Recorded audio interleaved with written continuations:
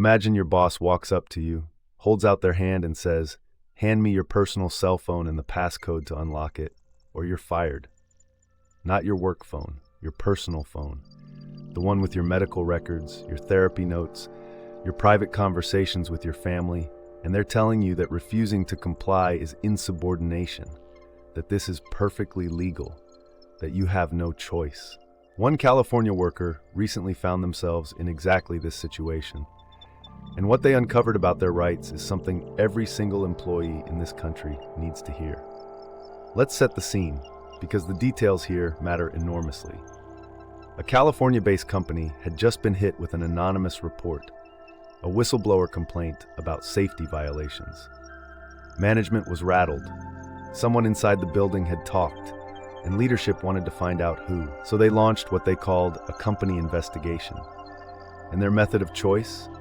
Demand that every single employee hand over their personal cell phone along with the passcode to unlock it, so that management could search through private messages looking for the so-called mole.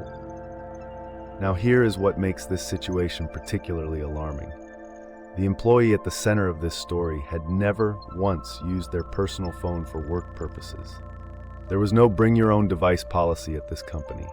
No agreement, no contract, nothing the employee had ever signed that would give the employer any access to or authority over their private device. This was a completely personal phone, purchased personally on a personal plan, used exclusively for personal matters. And on that phone was something the employee desperately needed to protect: private medical information. The kind of information you share with your doctor, your therapist, your pharmacist. The kind of information that, if seen by an employer, could affect your job, your insurance, your dignity. HR's response when the employee pushed back? We're an at-will employment state. That means we can fire you right now for refusing to cooperate. No warning, no severance, just gone. And for this particular worker, losing that job didn't just mean losing a paycheck. It meant losing health insurance, the very insurance they needed to manage whatever medical situation was documented on that phone. The cruelty of the trap was almost elegant. Refuse to give up your privacy, lose your insurance, give up your privacy, potentially expose the medical information you needed that insurance for in the first place. The employee turned to the internet looking for answers, and what they found was both reassuring and infuriating at the same time. Because yes, they absolutely had a case. California, and this cannot be overstated, is one of the most employee-friendly and privacy-protective states in the entire country. What this employer was attempting was not just ethically monstrous. In California, it was walking a very thin legal line, and in several respects, it was crossing it entirely. Let's break down exactly why. California has a constitutional right to privacy. This is not just a statute, not just a regulation. It is baked directly into the California State Constitution under Article 1, Section 1. Unlike the federal Constitution, California's privacy right applies not just to government actors, but to private parties, including private employers. Courts in California have consistently held that employees retain a reasonable expectation of privacy in their personal communications and personal devices, even in employment contexts. An employer reaching into a purely personal phone, one with no connection to work, no company data, no BYOD agreement, would face an extraordinarily difficult time arguing that this search was lawful. Then there's the California Consumer Privacy Act, the CCPA, which grants California residents significant rights over their personal data. There is also the California Invasion of Privacy Act, which restricts the interception and access of private communications. And critically, there is the California Labor Code Section 1102.5, which is the state's primary whistleblower protection statute. Here is why that matters so much in this specific case. The company was trying to hunt down the person who filed an anonymous safety complaint. That anonymous report was almost certainly a protected act under California law. An employee who reports safety violations to a government agency or even internally is engaging in protected whistleblower activity. An employer who retaliates against employees for potential whistleblowing, or who uses coercive tactics to identify and expose a whistleblower, is walking directly into the territory of illegal retaliation under Labor Code 1102.5. The fact that management was using the threat of termination as the tool of coercion only makes this worse for them.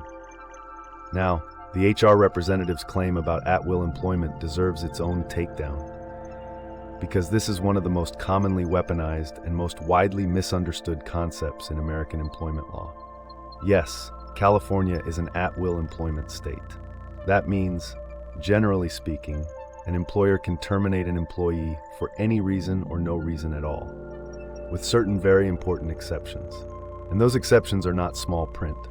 They are massive, well-established, and heavily enforced in California. You cannot be fired for a reason that violates public policy. You cannot be fired for exercising a legal right. You cannot be fired for refusing to do something illegal. You cannot be fired in retaliation for protected activity. If an employee is terminated for refusing to hand over a personal device in a state where accessing that device would likely violate their constitutional privacy rights, the at-will doctrine does not shield the employer. It does not give the employer a get-out-of-jail-free card. At-will employment is not a blanket authorization to do whatever you want to employees. What should this worker actually do? First, and most urgently, do not hand over the phone. The pressure being applied here is real, and the fear is completely understandable. Nobody wants to lose their job, and nobody wants to lose their health insurance.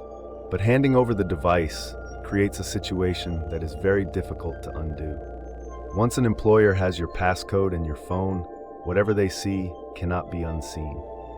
If they access private medical information, that cannot be erased from their knowledge. Second, document everything immediately. Write down exactly what was said, who said it, what date and time it occurred, and who else was present. Keep records of any written communications, emails, texts from HR, any written policy that was referenced. Documentation is the foundation of any legal claim. Third, contact an employment attorney right away. Not in a few days, right away. Many employment attorneys in California work on contingency for cases involving wrongful termination or retaliation, which means the worker would not need to pay up front. California's labor laws are strong enough that many of these cases are viable. The California Labor Commissioner's Office is also a resource for filing complaints about labor law violations. Fourth, look into COBRA and healthcare marketplace options. Losing a job does not necessarily mean an immediate loss of all healthcare access. Understanding those options in advance reduces the power of the insurance threat. Fifth, and this is important, if the employee is or was the whistleblower, or even if they are not, they should consider contacting the California Division of Occupational Safety and Health, also known as Cal-OSHA, or whichever agency the original report was made to.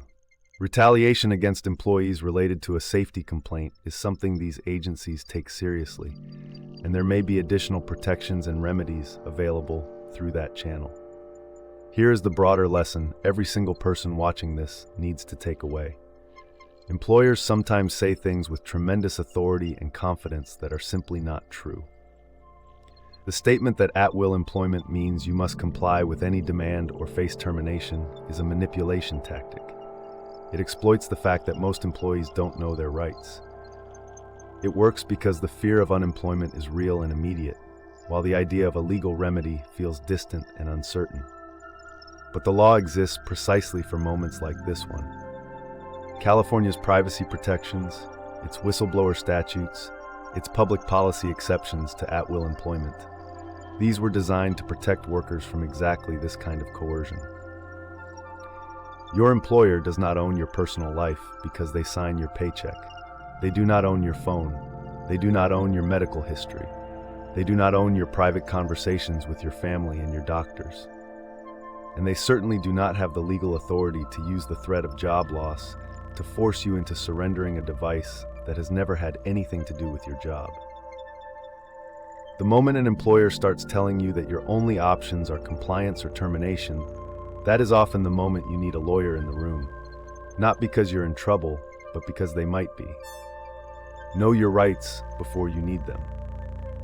The worker in this story had them all along. They just needed someone to tell them. If this happened to you, if your employer has ever demanded access to your personal devices, threatened your job for asserting your privacy rights, or retaliated against you for blowing the whistle on unsafe conditions, please consult a California employment attorney immediately. Do not assume your employer knows what they're talking about. Do not assume that fear and pressure mean they're right. Document everything. Reach out to the labor commissioner. And remember that you have more protection than they want you to believe. If you found this video helpful, subscribe for more breakdowns of real workplace legal situations. Because understanding the law is the first step to not being pushed around by people who are counting on you not to.